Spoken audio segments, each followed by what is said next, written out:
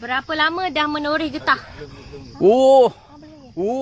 Lama saya menoreh getah daripada umur 20 tahun. Lain kerja tak ada.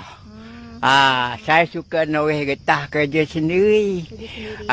Jadi kerja sendiri ni kalau duit tu boleh hari-hari. Kalau makan gaji tunggu 1 bulan.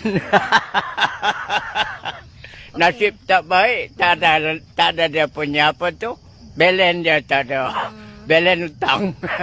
Okey, saya nak tanya pakcik, apa perasaan pakcik bila mendapat tahu ada kenaikan harga getah? Apa perasaan pakcik? Ya. Bila harga getah dah naik, apa perasaan pakcik? Pilihan getah. Getah naik. Getah naik, Harga getah apa naik. perasaan pakcik? Sekarang okey. Sekarang dalam 2 bulan ini semalam